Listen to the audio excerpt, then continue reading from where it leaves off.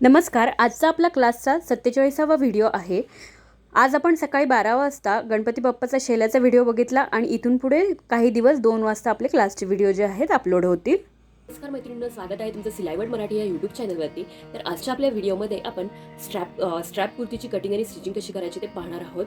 तर इथे फॅब्रिक जे घेतलेलं आहे कॉटनचं फॅब्रिक आहे आणि यामध्ये आपल्याला वरच्या बाजूला साधारण इथे छोटे जे स्ट्रॅप्स असतात म्हणजे साधारण 1 इंचापर्यंतचा असा स्ट्रॅप जो आहे तो लावायचा आहे दोन्ही साईडने. शोल्डर ऐवजी आपण इथे दोन्ही साईडला स्ट्रॅप जे आहेत ते लावणार आहोत. तर याकरता इथे फॅब्रिक 2.5 मीटरचं फॅब्रिक दिलेलं आहे, पण जेवढं रिक्वायर्ड आहे तेवढंच आपण यूज करणार आहोत यामध्ये. तर इथे फॅब्रिक 4 फोल्डमध्ये करून घेतलेलं आहे मी, जेवढं मला हवं आहे तेवढं. म्हणजे जसं की तुमचा जो हिप साईज आहे डिवायडेड बाय 4 करून त्याच्यामध्ये प्लस 2 इंच घ्यायचं आहे तुम्हाला. अशा पद्धतीने हे फॅब्रिक 4 फोल्ड करायचे. जसं की इथे मी फॅब्रिक घेतलेलं आहे 4 फोल्ड करून.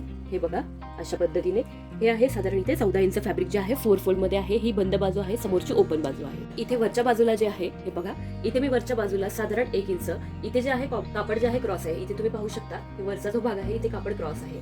त्यामुळे आपण काय करून घेतलेलं आहे, इथे कापड करून घेण्यासाठी एक रेष जी आहे आखून घेतलेली आहे. आता इथे या ड्रेसमध्ये एक गोष्ट लक्षात घ्यायची आहे की हे बघा अशा पद्धतीचे आपण इथे स्ट्रेप लावणार आहोत वरती.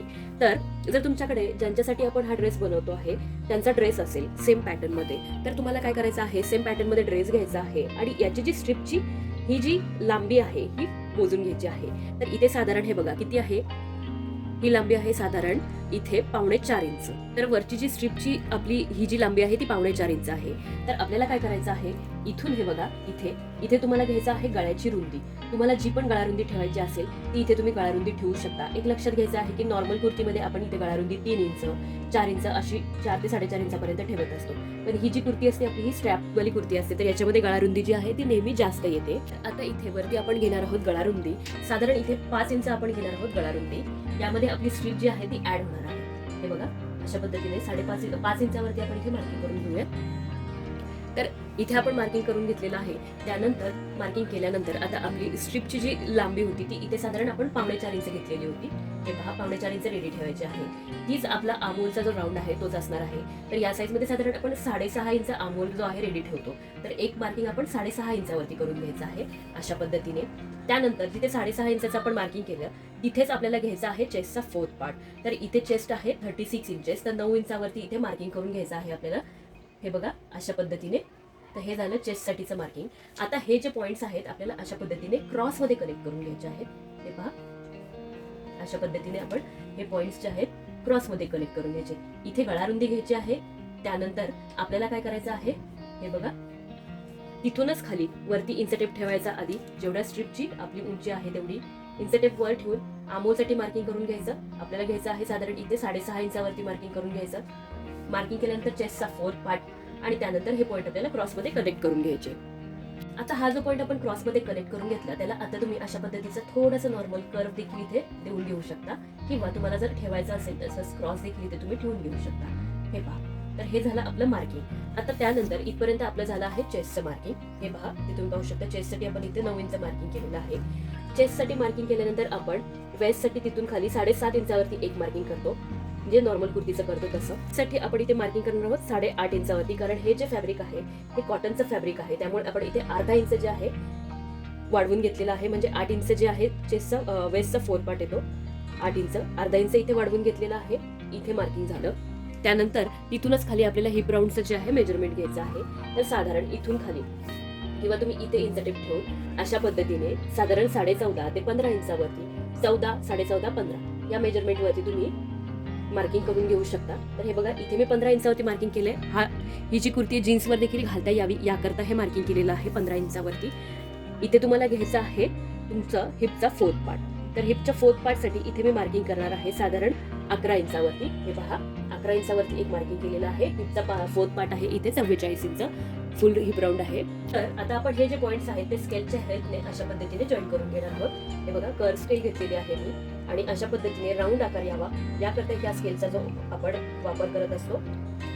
हे बघा अशा पद्धतीने पॉइंट्स जे आहेत ते कनेक्ट करून घेतलेले आहेत. तुम्ही पाहू शकता इथपर्यंत आपलं मार्किंग झालेलं आहे. आपण कनेक्ट करून घेतलेले आहेत. त्यानंतर आता आपल्याला कुर्तीची उंची घ्यायची आहे टोटल. तर साधारण आपण जे स्ट्रिपची उंची घेतली होती तेवढा इंचटेप वरती ठेवायचा आणि तिथूनच खाली आपल्याला पूर्ण कुर्तीची उंची जी आहे ती मेजर करून घ्यायची. तर हे बघा इन्सर्टेप वरती ठेवून आपण इथे कुर्तीची उंची घेऊयात. तर साधारण इथे 40 इंचाची जी आहे कुर्ती आपल्याला रेडी ठेवायची आहे. हे बघा 40 इंचावरती मी एक मार्किंग करते अशा पद्धतीने. प्लस त्याच्यामध्ये खालच्या बाजूने फोल्ड करण्यासाठी 2 इंच आपण घेणार आहोत. म्हणजे साधारण आपल्याला 40 इंचावरती एक सरळ रेष इथे आखून घ्यायची आधी, आणि त्यानंतर आपल्याला अजून एक रेष जी आहे आखून घ्यायची आहे बॉटम फोल्ड करण्यासाठी, जी की आपण 45 इंचावरती फोल्ड करणार आहोत. तर खाली आपण 2 रेषा आखून घेतल्यानंतर आता बॉटमचा जो पार्ट आहे तिथे किती घ्यायची आहे, किंवा जो आपला हा जो पुढचा पार्ट आहे, हा जो बॉटम आहे, याची रुंदी किती घ्यायची. तर इथे घेताना आपण जेवढा हा भाग घेतलेला आहे वरचा हिपचा 4th पार्ट घेतलेला आहे तेवढंच आपल्याला मेजरमेंट घ्यायचं आहे. प्लस आता आपल्याला त्याच्यामध्ये फक्त इथे घेताना साधारण 2 इंच आपण घेणार आहोत, कारण हे कापड जे आहे भरणारं कापड आहे, कॉटनचं फॅब्रिक आहे. तर हे दोन्ही पॉईंट्स परत आपल्याला कनेक्ट करून घ्यायचे. म्हणजे हिपचा 4th पार्ट जिथे घेतलेलं मेजरमेंट आहे तिथून ते जो आपला खालचा बॉटम आहे त्याचं मार्किंग अशा पद्धतीने. आता पूर्ण फॅब्रिक मध्ये आपल्याला अशा पद्धतीने 2-2 इंच जे आहे मार्जिन घ्यायचं आहे. हे बघा पूर्ण फॅब्रिक वरती मी इथे 2-2 इंच मार्जिन ऍड करून घेणार आहे. तर इथं आपलं पूर्ण जे कुर्तीचं मार्किंग आहे किंवा ड्राफ्टिंग आहे ते झालेलं आहे. आता आपण याची कटिंग करून घेऊया. तर सुरुवातीला आपण इथून हा जो वरचा पार्ट आहे इथून कटिंग करायला सुरुवात करणार आहोत. हे पहा अशा पद्धतीने.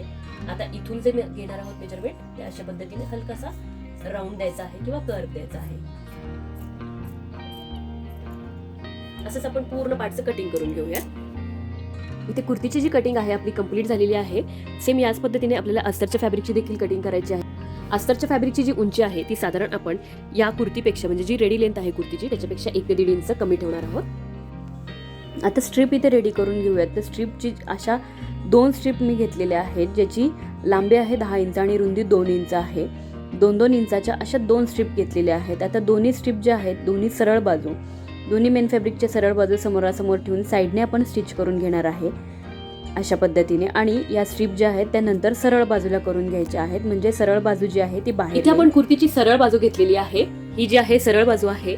त्यानंतर आपण ह्या ज्या स्ट्रीप आहेत अशा पद्धतीने स्ट्रीप रेडी करून घेतलेल्या आहेत दोन्ही पण. आता आपल्याला काय करायचं आहे हे पहा. ही जी स्ट्रीप आहे साधारण इथे अशा पद्धतीने ठेवून घ्यायची आहे व्यवस्थित. सेम अशीच आपल्याला दुसरी एक स्ट्रीप इथे ठेवून घ्यायची आहे. दुसरी स्ट्रीप आपण इथे ठेवून घेतलेली आहे. आता सुरुवातीला आपल्याला काय करायचं आहे, साधारण इथे अर्धा इंच ही स्ट्रीप जी आहे पूर्ण स्टिच करून घ्यायची आहे दोन्ही स्ट्रीप. त्यानंतर आता आपल्याला अस्तरचा भाग घ्यायचा आहे. जे आपण अस्तर कट केलेलं आहे ते अस्तर आपल्याला इथे अशा पद्धतीने ठेवून घ्यायचं आहे. हे पहा अस्तर आणि खालचा जो पार्ट आहे कुर्तीचा तो परफेक्ट मॅच करून घ्यायचा. आणि इथून साधारण आपल्याला अर्धा इंच हे अशा पद्धतीने व्यवस्थित शिवून घ्यायचं आहे. त्याचबरोबर इथे आपण आमोल पार्ट पण दोन्ही बाजूने शिवून घेणार आहोत व्यवस्थित. इथे आपल्याला डबल स्टिच करून घ्यायचं आहे, जेणेकरून स्ट्रीप ज्या आहेत त्या निघणार नाहीत. दोन्ही स्ट्रीप ज्या आहेत आपण ह्या पार्टमध्ये अटॅच करून घेतलेल्या आहेत, डबल स्टिच करून घेतलेलं आहे. आता आपल्याला काय करायचं आहे, हे फॅब्रिक जे आहे सरळ बाजूला करून घ्यायचं आहे. तर हे बघा खूप छान फिनिशिंग मध्ये आपल्या स्ट्रीप ज्या आहेत तिथे जॉईन झालेल्या आहेत. हे पहा कुर्ती जी आहे सरळ बाजूला करून घेतलेली आहे आणि छान फिनिशिंग आलेली आहे. आता इथे वरच्या बाजूने आपल्याला टॉप स्टिचेस करून घ्यायचे आहे.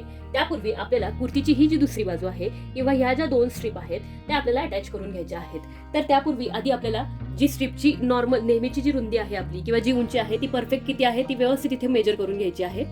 अस्तर खाली ठेवून घ्यायचं आहे, त्यावरती स्ट्रीप अशा ठेवून घ्यायच्या आहेत आपल्याला व्यवस्थित. आणि त्यानंतर आपल्याला यावरती मेन फॅब्रिक जे आहे ते ठेवून घ्यायचं आहे. तर इथे हे पहा मेन फॅब्रिक आपण असं वरच्या बाजूने ठेवणार आहोत. इथे तुम्ही पाहू शकता. आणि मेन फॅब्रिकची जी सरळ बाजू आहे ती स्ट्रीपच्या बाजूने, म्हणजे हे बघा मेन फॅब्रिक आतल्या बाजूने जायला हवं, अस्तरच्या एक्झॅक्टली समोरच्या बाजूने असं जायला हवं मेन फॅब्रिक. परत आपण स्टिच करून घेणार आहोत हे दोन्ही पार्ट. त्यानंतर मेन फॅब्रिक आपण सरळ बाजूला टर्न करून घेऊयात. या बाजूने देखील आपण स्ट्रीप ज्या आहेत अटॅच करून घेतलेल्या आहेत. आता इथे एक्स्ट्रा स्ट्रीप आपण ठेवलेल्या आहेत. त्यानंतर आता काय करायचं आहे, हे जे मेन फॅब्रिक आहे ते सरळ करून घ्यायचं आहे. हे बघा अशा पद्धतीने. आता दोन्ही फॅब्रिक जे आहेत मी सरळ करून घेतलेले आहेत. आपल्या स्ट्रीप अटॅच करून झालेल्या आहेत. आता इथे एक गोष्ट कन्फर्म करून घ्यायची आहे टॉप स्टिचेस करण्यापूर्वी, तुमच्या दोन्ही साईडच्या जे स्ट्रीप आहेत किंवा दोन्ही साईडच्या ज्या पट्ट्या आहेत या शोल्डर पट्टी या सारख्या उंचीच्या आहेत की नाही हे असं बघून घ्यायचं आहे व्यवस्थित. हे पहा अशा पद्धतीने व्यवस्थित बघून घ्यायचं आहे. तर ह्या परफेक्ट आलेल्या आहेत. कुर्ती व्यवस्थित बघून घेतलेली आहे. आता आपल्याला इथे जे आहे टॉप स्टिचेस करून घ्यायचे आहेत दोन्ही बाजूने, म्हणजे जी बॅक साईड आहे त्या साईडने देखील आपल्याला टॉप स्टिचेस करायचे आहेत. त्यानंतर पूर्ण अस्तर जे आहे ते जॉईन करून घ्यायचं आहे व्यवस्थित आपल्याला. दोन्ही स्ट्रीप अटॅच करून घेतलेले आहेत आपण इथे. त्याचबरोबर जो फ्रंट पार्ट आहे त्यामध्ये आपण अशा पद्धतीची ब्लॅक कलरची लेस जी आहे ती अटॅच केलेली आहे. त्याचबरोबर पूर्ण अस्तर जे आहे ते जॉईन करून घेतलेलं आहे. हे पहा साईडने. आता आपल्याला कुर्तीला फिटिंग करायची. मार्किंग करून घेतलेली आहे कुर्तीला. पूर्ण केलेल्या मार्किंग प्रमाणे आपण इथून कुर्तीला फिटिंग करायला सुरुवात करणार आहोत. हिपचा जो पार्ट आहे तिथपर्यंत. त्यानंतर इथून आपण डबल स्टिच करणार आहोत वरपर्यंत. ही फिटिंग झाल्यानंतर आपल्याला हे पहा अशा पद्धतीने कुर्तीचे जे साईड कट्स आहेत ते फोल्ड करून घ्यायचे आहेत. 3 साईड देखील अशीच फोल्ड करून घ्यायची. त्यानंतर हा जो बॉटम आहे अस्तरचा तो अशा पद्धतीने फोल्ड करून घ्यायचा. बॉटमचा जो पार्ट आहे तो देखील आपल्याला डबल फोल्ड करून इथे स्टिच करून घ्यायचा आहे दाखवल्याप्रमाणे.